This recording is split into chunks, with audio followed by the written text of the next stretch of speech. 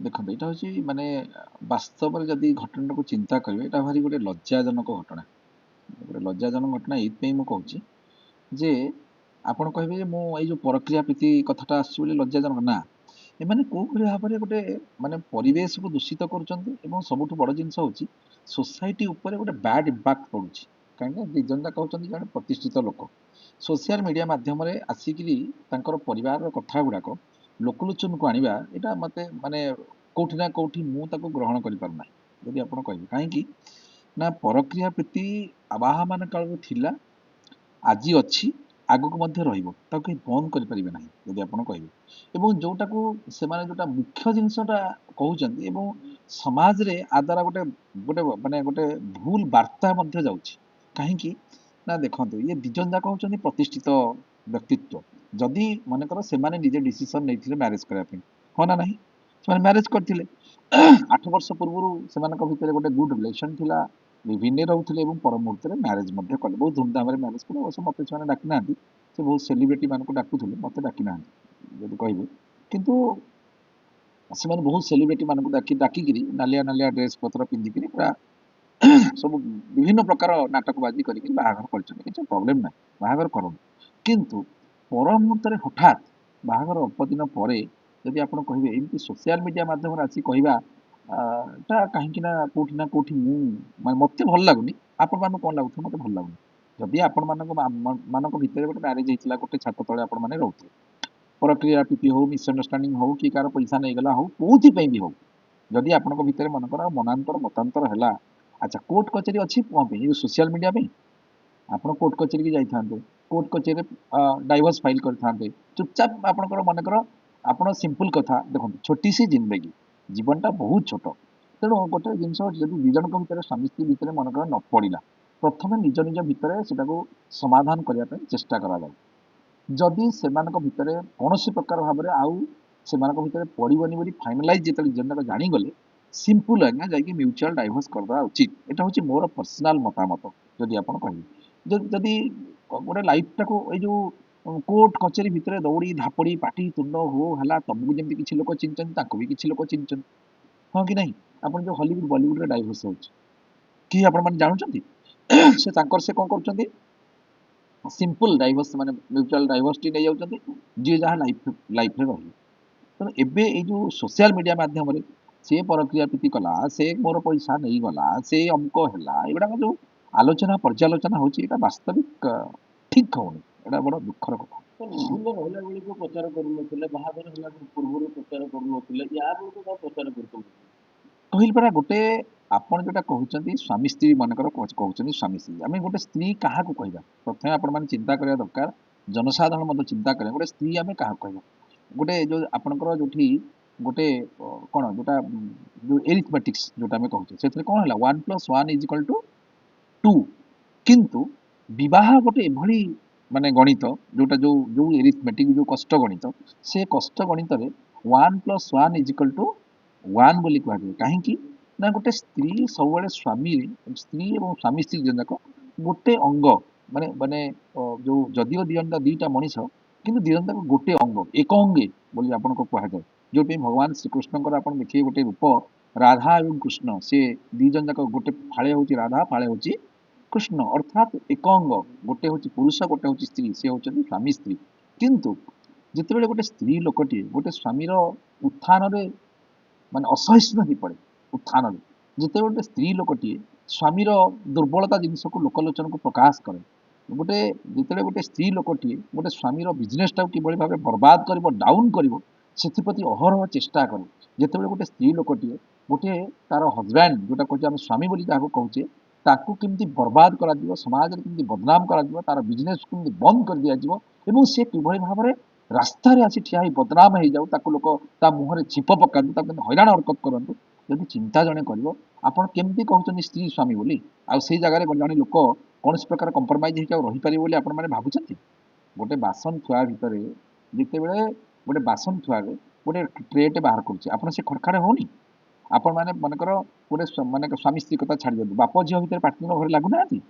ବାପ ପୁଅ ପାଟିତୁଣ୍ଡ ଲାଗୁନାହାନ୍ତି? ସେମାନେ କ'ଣ ଘର ଛାଡ଼ି ପଳେଇଛନ୍ତି, ସୋସିଆଲ ମିଡ଼ିଆରେ କହି ବୁଲୁଛନ୍ତି ଯେ ମୋ ବାପ ମୋତେ ପିଟିଲା, ମୋ ବାପର ଅମୁକ ଖରାପ ଗୁଣ, ମୋ ବାପ ଅମୁକ ଜାଗାରେ କଖାରୁ ଚୋରି କରୁଥିଲା, ସେ କହୁଛନ୍ତି?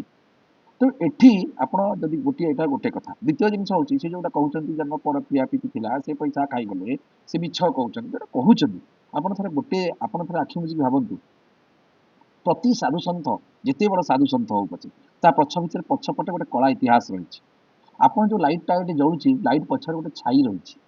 ଆପଣ ଯେକୌଣସି ଗୋଟେ ସକ୍ସେସଫୁଲ ମଣିଷ ଆପଣ ମାନେ ଦେଖିବେ, ଯେକୌଣସି ଗୋଟେ ସକ୍ସେସଫୁଲ ବିଜନେସ ମ୍ୟାନ ଆପଣ ଦେଖିବେ ତା ପଛରେ କିଛି ନା କିଛି ଗୋଟେ କଳା ଇତିହାସ ଅଛି।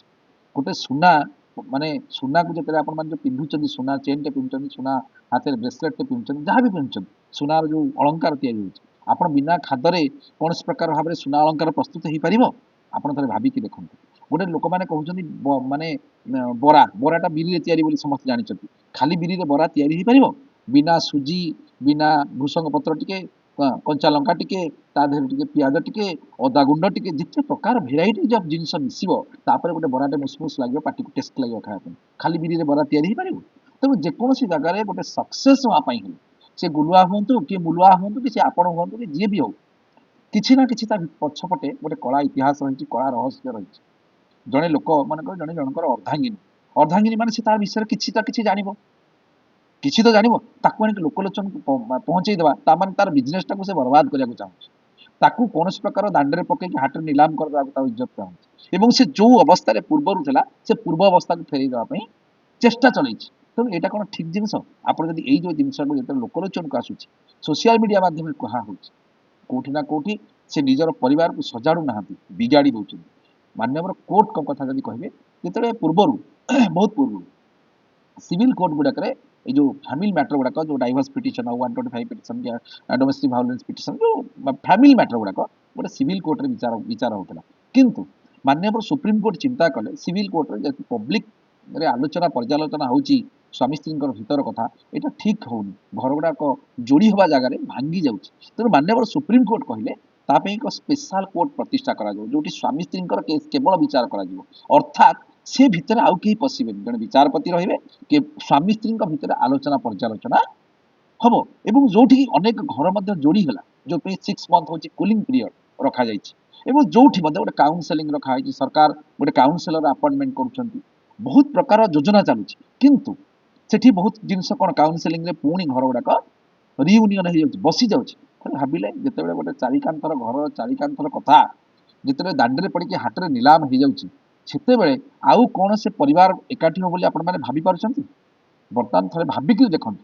ତେଣୁ କୋଉଠି ନା କୋଉଠି ଯଦି ଚିନ୍ତା କରିବେ, ଆପଣଙ୍କର ଟିଭି ଯୋଉମାନେ ସବୁ ଦେଖୁଥିବେ, ଯୋଉମାନେ ଆପଣଙ୍କ ଟିଭି, ମୁଁ ସେମାନଙ୍କୁ ହାତ ଯୋଡ଼ିକି ନିବେଦନ କରୁଛି, ଆଜ୍ଞା ଆପଣମାନଙ୍କ ପରିବାର ଭିତରେ ଯଦି ସେଇଭଳି କୌଣସି ପ୍ରକାର କୌଣସି ଏମିତି ଗୋଟେ ପରିବାର ନାହିଁ ଯୋଉ ବର୍ତ୍ତମାନ ସିଚୁଏସନ ଯାହା ବର୍ତ୍ତମାନ ଯୋଉ ଯୋଉ ଆମେ ଯୋଉ ଯୁଗ ଅନୁସାରେ ଚାଲୁଛେ, ଯେହେତୁ ବର୍ତ୍ତମାନ ସବୁ ଏକାଙ୍ଗ ଚକ୍ରବର୍ତ୍ତୀ ପରିବାର ହେଇଯାଇଛି। ଆପଣମାନେ ବିବାହ ଆଗରୁ ଯେତେବେଳେ ବିବାହଟେ ହଉଛି, ଯୋଉମାନଙ୍କର ଲଭ୍ ମ୍ୟାରେଜ ସେ ତ ଅଲଗା ପ୍ରକାର କଥା, ସେ ତ ବହୁତ ଆଡଭାନ୍ସର ଯୁଗ।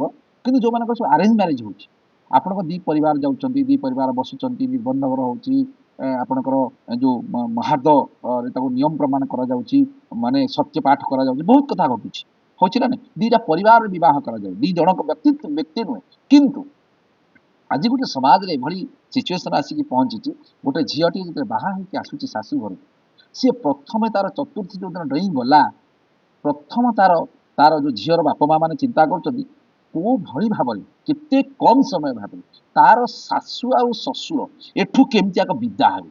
ମୋ ଝିଅ ଏବଂ ମୋ ଜ୍ୱାଇଁ କେବଳ ଗୋଟିଏ ଘର ନେଇକି ଭୁବନେଶ୍ୱରରେ ଗୋଟେ ଘର ଭଡ଼ା ନେଇକି ରହିବେ, ମୋ ଝିଅ ଇଚ୍ଛା ଯାହା ସେ ସେୟା କରିବ। ଏଇ ଘଟଣା ଘଟୁଛି ନା ନାହିଁ ଆପଣମାନେ ଥରେ ଚିନ୍ତା କରନ୍ତୁ। ଥରେ ଚିନ୍ତା କରିକି ଦେଖନ୍ତୁ, ଯୋଉ ପୁରୁଷଟି ଗୋଟେ ଝିଅକୁ ବାହା ହଉଛି ତା ବାପା ମାଙ୍କ କଥା ତାର ମନେ ପଡୁନଥିବ, ତାକୁ କଷ୍ଟ ହଉନଥିବ? ଯେତେବେଳେ ଗୋଟେ ବେଲୁନ ଭିତରେ ସେତେ ମୁଁ ତ ସେଇ କଥାଟା କହୁଛି, ଗୋଟେ ହାତରେ ତାଳି କେମିତି ବାଜିବ? ଦି ହାତରେ ତାଳି ବାଜୁଛି, ମୁଁ ତ ବାରମ୍ବାର କହୁଛି। କିନ୍ତୁ ବର୍ତ୍ତମାନ ଯୋଉ ସିଚୁଏସନ ଗୁଡାକ ଦେଖନ୍ତୁ, ଗୋଟେ ପୁରୁଷଟେ ଦିନ ସାରା ଖଟି ଖଟି ଖଟି ଖଟି ଘରକୁ ଯାଉଛି, ଘରେ ଗଲେ ଯେତେବେଳେ ସେ ମା ବାପାକୁ ମୁହଁକୁ ଟିକେ ଚାହିଁ ଦଉଛି, ଦିନ ଯାକର କଷ୍ଟ ସେ ଲାଘବ କରୁଛି। ଯୋଉ ପରିବାର ଭିତରେ ମା ବାପା ନାହାନ୍ତି, ଯୋଉ ପରିବାର ଭିତରେ ମା ବାପାଙ୍କୁ ଅଲଗା ରଖା ହେଇଯାଉଛି, ଆଚ୍ଛା ସେ ଯୋଉ ପୁଅଟି ଖଟି ଖଟି ଯାଉଛି କାହାକୁ ଦେଖିବ? କାହାକୁ ଦେଖିବ? ଥରେ ଭାବିକି ଦେଖନ୍ତୁ। ଗୋଟେ ମାର ପଣତ କାନି ଭିତରେ ପଶିଗଲା ପରେ ମାନେ ଜୀବନର ସବୁ ଦୁଃଖ ଗୋଟେ ପୁରୁଷଟେ ଭୁଲିଯାଏ। ଯେକୌଣସି ଗୋଟେ ମାଟା ତାର ମାନେ ଛୋଟିଟେ ହେଇଥାଉ, କେମ୍ପିଟେ ହେଇଥାଉ, ତା ବାପର ଗୋଡ ଯୋଉଟାକ ଚାଲୁନଥାଉ, ଘୋଷାରି ହେଇକି ବେଡରେ ପଡିଥାଉ, କିନ୍ତୁ ଯେତେବେଳେ ପୁଅଟିଏ ଘରକୁ ନ ଫେରିଛି 10ଟା ବାଜିଗଲା, ଆଜ୍ଞା ସ୍ତ୍ରୀ ପଚାରିବନି, ସ୍ତ୍ରୀ ସ୍ତ୍ରୀ କେବେ ପଚାରିବନି। ସ୍ତ୍ରୀ ଘରକୁ ଗଲା ମାନେ ଆଗ ଚିନ୍ତା କରିବ ମାଲଟା କେତେ ଆଣିଛି ନା ନାହିଁ। କେବଳ ଯଦି ଆପଣ ଚିନ୍ତା କରିବେ ପେଟ ଚିହ୍ନେ କେବଳ ମା, ନୋଟ ଚିହ୍ନେ ମାଇପ ଯଦି ଆପଣ କହିବେ। କିନ୍ତୁ ଯଦି ଯେତେବେଳେ ମାଟେ ଘରକୁ ଆସୁଛି, ମୋ ପୁଅ ଆସିଲା ରାତି 10ଟା ହେଲାଣି କୁଆଡ଼େ ଯାଇଥିଲା, ଆଗ ଯୋଡ଼େ ଖାଇବାକୁ ତାକୁ ଦିଅ ବୋଲି କହିବ। ଯେଉଁ ମା ବାପା ମାନଙ୍କୁ ବର୍ତ୍ତମାନ ଘରୁ ତଡ଼ି ଦେଉଛନ୍ତି, ସେଇଟା ହେଉଛି ବର୍ତ୍ତମାନ ପରକ୍ରିୟା ପ୍ରୀତିର ମୁଖ୍ୟ କାରଣ। ଗୋଟେ ଲୋକ ତ ଘରେ ଶାନ୍ତି ପାଇଲାନି, ଗୋଟେ ଲୋକ ଘରେ ସ୍ନେହ ପାଇଲାନି, ଗୋଟେ ଲୋକ ଗୋଟେ ଘରେ ପ୍ରେମ ପାଇଲାନି, ସେ କ'ଣ କରିବ ଆଜ୍ଞା? ଆପଣଙ୍କ ଘରେ ଯେତେବେଳେ ଖରାଦିନେ ଗରମ ହେଉଛି, ଆପଣଙ୍କ ଘରେ ଥଣ୍ଡା ଲାଗୁନି କି ଫ୍ୟାନ୍ଟା ନାହିଁ, ଆପଣ ଚାଲି ଯାଉଛନ୍ତି ନା ନାଇଁ ଦୌଡ଼ିକି ଟିକେ ଶାନ୍ତି ପାଇଁ ଗଛ ମୂଳକୁ? ବର୍ତ୍ତମାନ ଗଛ ମୂଳକୁ ସବୁ ଦୌଡ଼ିକି ଯାଇଛନ୍ତି, ସେ ପୁରୁଷ ହଉ କିମ୍ବା ସେ ସ୍ତ୍ରୀ ହଉ, ସେ ଗଛ ମୂଳକୁ ଦୌଡ଼ିକି ପଳାଉଛନ୍ତି ଟିକେ ସୁଲସୁଲିଆ ପବନରେ ମୋତେ ଟିକେ ଶାନ୍ତି ମିଳିବ, ମୁଁ ଅଣନିଶ୍ୱାସୀ ହେଇଗଲି ଘରେ ଝାଳନାଳ ହେଇଛି। ତେଣୁ ଆପଣମାନେ ଜଣକୁ ଦୋଷ ଦେବା ଉଚିତ ନୁହେଁ, ଏବଂ ଦୁଇ ଜଣ ଯାକର ଏଠି ଦୋଷ ରହିଛି। ଏବଂ ସବୁଠାରୁ ବଡ଼ କଥା ହେଉଛି ଯେ ଏଗୁଡ଼ାକ ଆକ୍ଚୁଆଲି ସୋସିଆଲ ମିଡ଼ିଆ ମାଧ୍ୟମରେ ଆଲୋଚନା ପର୍ଯ୍ୟାଲୋଚନା କରିବା, ଏଇଟା ଗୋଟେ ବହୁତ ବଡ଼ ମସ୍ତ ବଡ଼ ଭୁଲ। ଆଉ ଯେଉଁମାନେ ମଧ୍ୟ ସୋସିଆଲ ମିଡ଼ିଆକୁ ଆଧାର କରୁଛନ୍ତି, ଏବଂ ସବୁଠାରୁ ବଡ଼ କଥା ହେଲା ଆପଣମାନଙ୍କୁ ସେମାନେ ସବୁ ୟୁଜ୍ କରୁଛନ୍ତି। ଯେଉଁମାନେ ସବୁ ଆପଣମାନେ ୟୁଜ୍ ହେଇଗଲେ, ଆପଣ ଆପଣଙ୍କ କଥା ଚାଲିଲେ, ସେ ତା କଥାରେ ଚଲେଇଲା। ଏଇ ଜାଗାରେ କ'ଣ ହେଉଛି ନା ପରିବାର ଗୁଡ଼ିକ ଯୋଡ଼ିବା ଜାଗାରେ ଉଜୁଡ଼ି ଯାଉଛି।